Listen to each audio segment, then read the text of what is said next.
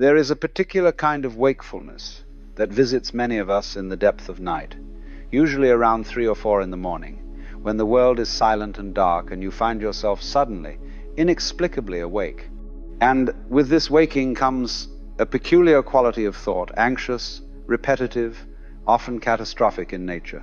The thoughts that seemed manageable during the day take on an entirely different character at this hour. They become magnified, urgent, overwhelming. They circle and spiral and refuse to let you return to sleep. And you lie there in the darkness, caught in mental loops that seem impossible to escape. If you have experienced this, and most people have at some point, you know exactly what I am describing. The 3 a.m. thoughts are different from daytime worries. They have a special quality of intensity, of dread, of seeming importance. Everything feels more serious, more pressing, more insurmountable at this hour. Problems that you can reason through during daylight hours become absolute catastrophes in the middle of the night. Decisions that seem straightforward in the day become impossibly complicated at 3 a.m. Your mind races, your heart may pound, and sleep which was there moments ago now seems impossibly far away. So what is actually happening here? Why do thoughts take on this particular quality at this particular hour? And more importantly, what can be done about it, if anything? Let me begin by saying that there is nothing mysterious or supernatural about 3 a.m. thoughts. This is not, as some folk wisdom suggests, the witching hour, or some time when dark forces have special power. What is happening is far more mundane, more human, and in a certain sense more interesting than any supernatural explanation. At 3 in the morning, your defenses are down. The psychological mechanisms that you employ during waking hours to manage anxiety, to maintain perspective, to keep worries in proportion, these are not functioning at full strength. You are in a liminal state, neither fully asleep nor fully awake.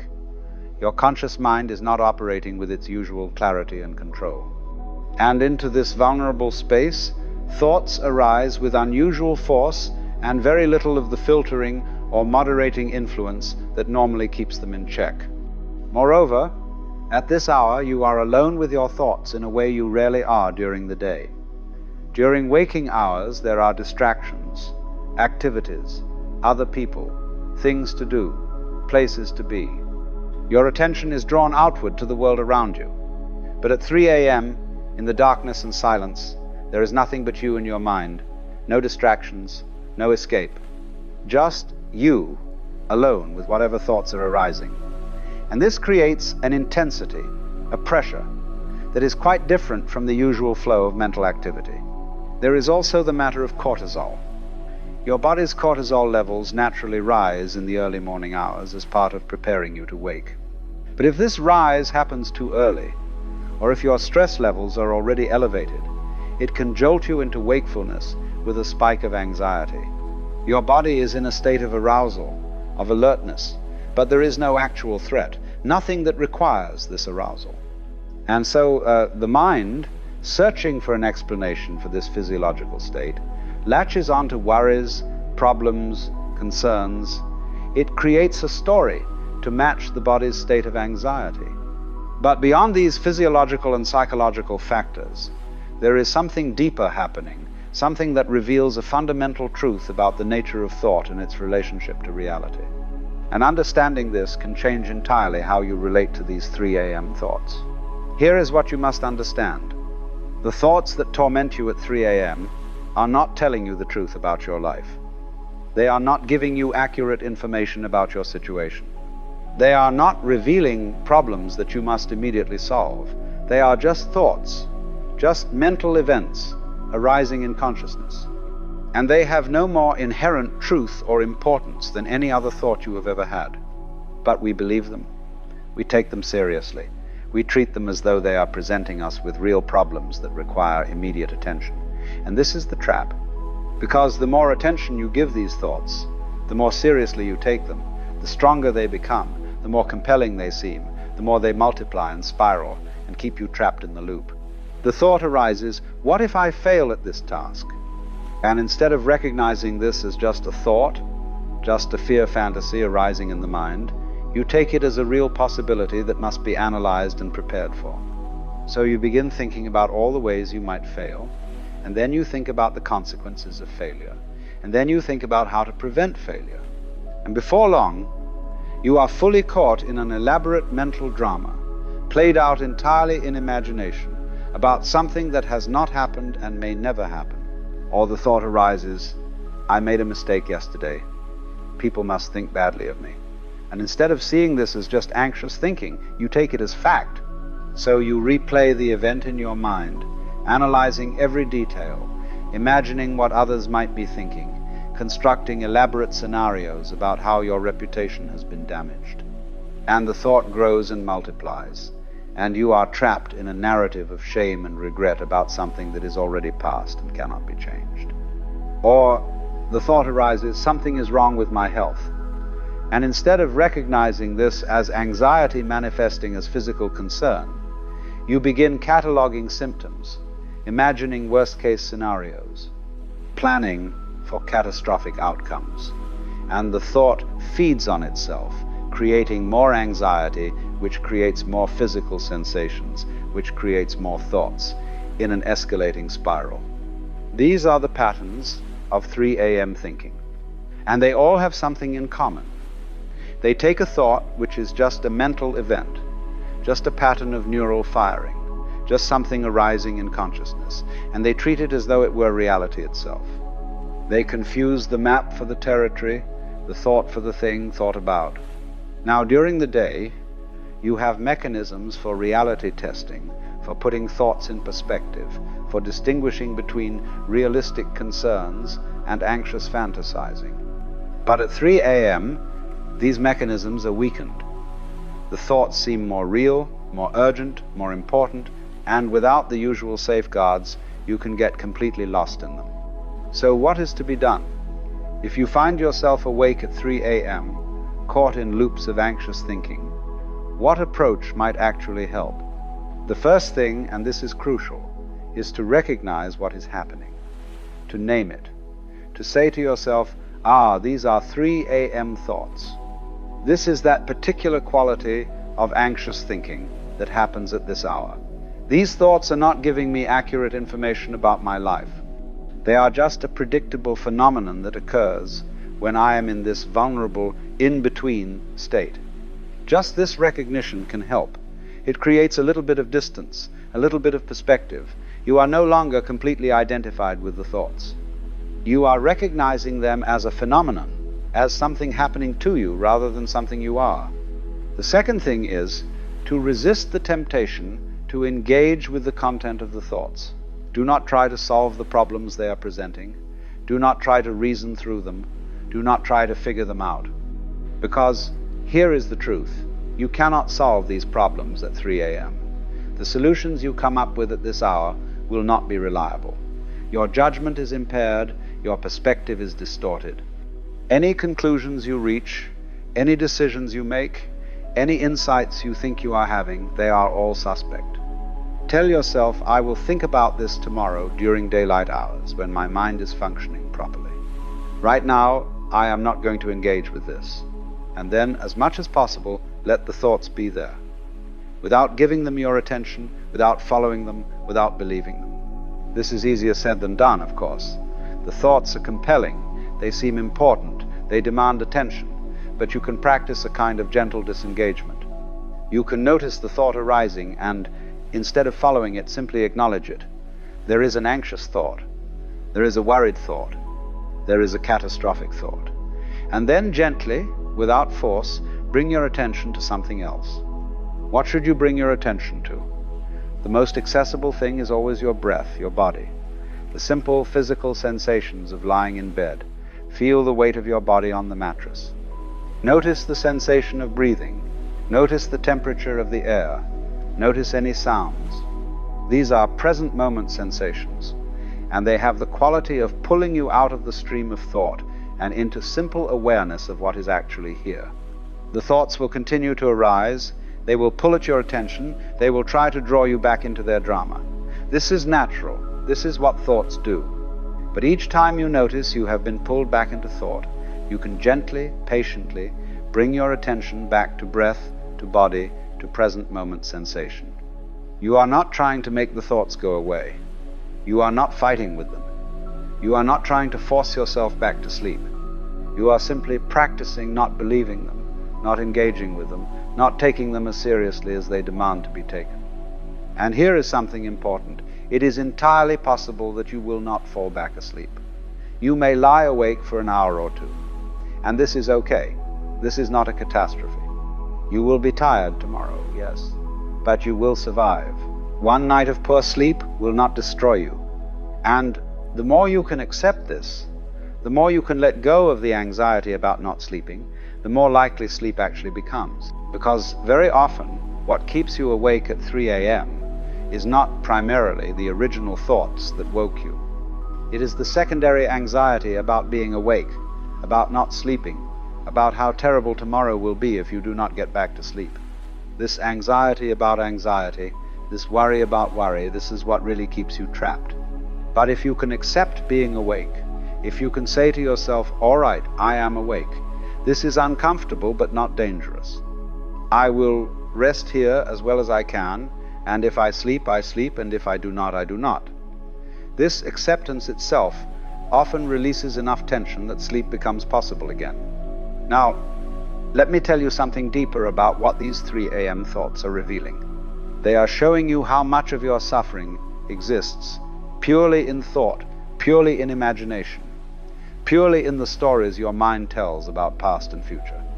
During the day, you may not notice this as clearly because you are busy, distracted, engaged with the world.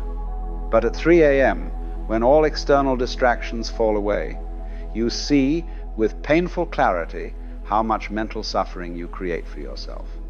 The thoughts are not describing reality, they are creating a reality. They are conjuring scenarios, imagining outcomes, replaying events, projecting futures.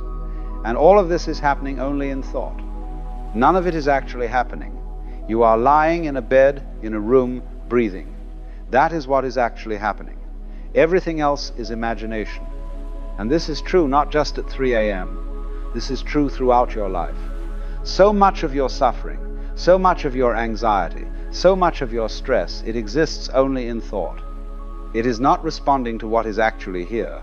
It is responding to stories about what might happen, what has happened, what should happen, what could happen. The 3 a.m. thoughts make this very clear because they are so obviously out of proportion to reality. During the day, you can maintain the illusion that your worries are realistic, that your concerns are justified, that your anxious thinking is just being prudent. But at 3 a.m., when you are catastrophizing about things that have a very low probability of occurring, or replaying social interactions that are long past, or worrying about problems that may never materialize at 3 a.m., the constructed, imaginary nature of most thinking becomes undeniable. So these thoughts, as uncomfortable as they are, can actually serve as a teacher. They can show you how thinking works, how it creates suffering, how it pulls you out of the present moment and into elaborate fantasies of past and future. And if you can observe this process clearly, without getting completely lost in it, you learn something valuable that applies to all of your thinking, not just the 3 a.m. variety. You learn that thoughts are not facts, that worries are not realities, that anxiety is not truth. And you learn that you have a choice in how much attention and belief you give to any thought that arises in your mind. Now, there is another dimension to 3 a.m. wakefulness that is worth exploring, and it is this. Sometimes beneath all the anxious thinking, there is something real trying to get your attention. Not the specific content of the thoughts that is usually just anxiety and imagination, but underneath it, there may be something genuine that your psyche is trying to process. Some unresolved issue, some truth you have been avoiding.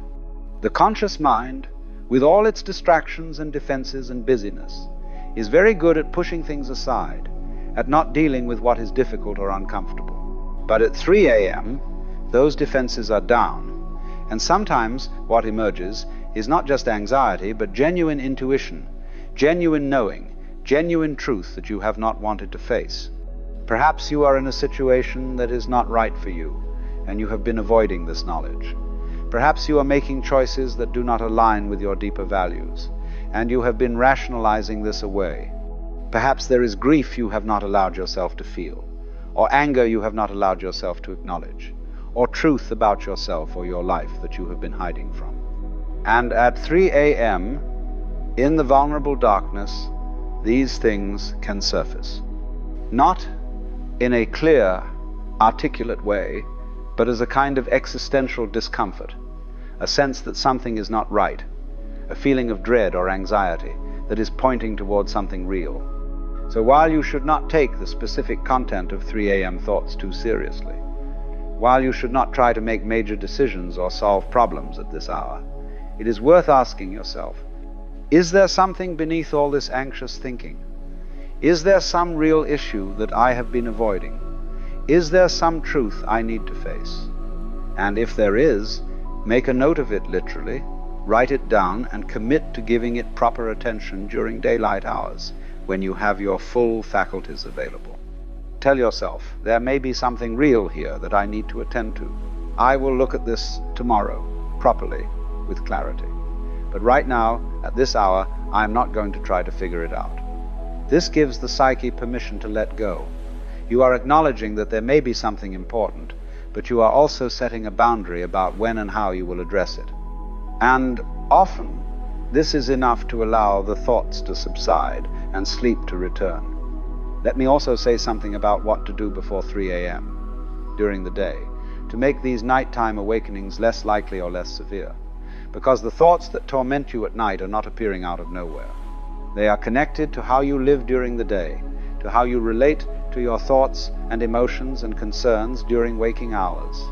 If you spend your days pushing away difficult feelings, avoiding uncomfortable truths, suppressing anxiety, distracting yourself constantly, never allowing yourself to actually feel and process what is happening in your life, then all of that pushed away material will tend to surface at night, when your defenses are down.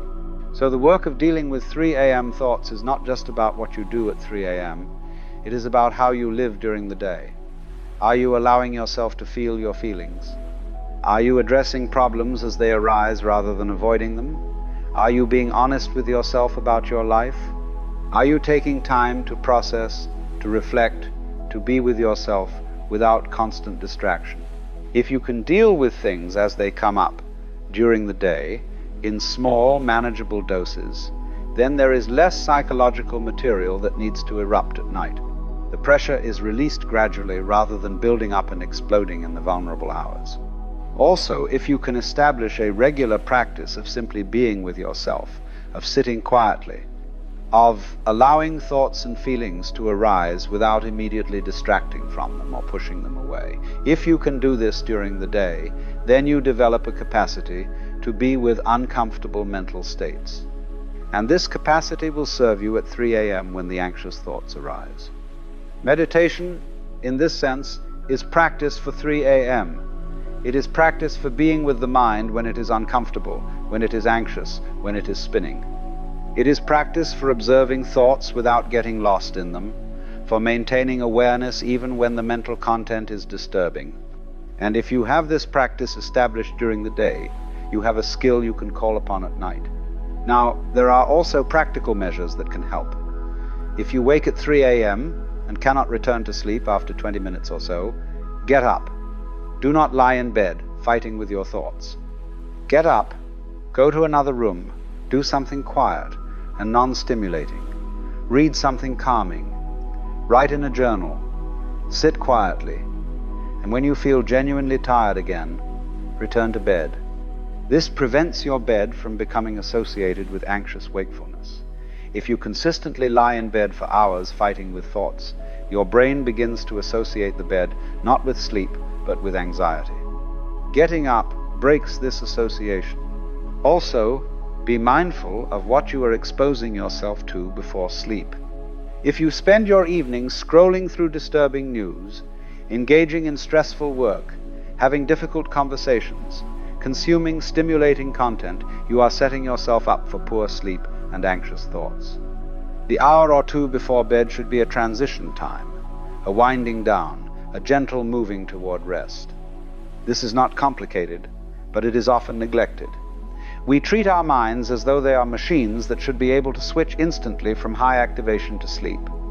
But the mind is not a machine. It needs transition. It needs to be cared for, prepared, allowed to settle before it can rest. And finally, if 3 a.m. waking and anxious thoughts are a consistent, chronic problem that significantly affects your life, this may be something that requires more than self-help measures. It may be a sign of an anxiety disorder that would benefit from professional treatment, whether that is therapy or medication or both. There is no shame in seeking help. These are medical conditions, and they respond to treatment. But for most people, for the occasional 3 a.m. waking, for the periodic night when thoughts will not let you rest, what I have described can help. Not by eliminating the thoughts you cannot control, what thoughts arise, but by changing your relationship to them, by not believing them so completely, by not taking them so seriously, by recognizing them for what they are, just thoughts arising in a vulnerable moment, magnified by circumstance, but not truth, not reality, not something that requires your urgent attention in the middle of the night. The 3 a.m. thoughts are uncomfortable, they are unpleasant, but they are not dangerous, they are not catastrophic, they are just thoughts. And you can learn to be with them without being destroyed by them, without being completely caught in their story, without giving them more power than they deserve. And in learning this, you learn something valuable that extends far beyond 3 a.m. You learn that you are not your thoughts, that awareness is larger than thought, that you can observe mental content without being defined by it, that there is a space of consciousness in which thoughts arise and pass, and this space is not disturbed by whatever thoughts appear in it. This is freedom. Not the freedom from ever having uncomfortable thoughts that is not available to anyone, but the freedom from being completely controlled by them, from believing them without question, from being trapped in their narrative. The 3 a.m. thoughts will still come, but they do not have to have the same power. They do not have to keep you trapped. You can recognize them, acknowledge them, and let them be without letting them rule you. And that makes all the difference. Thank you.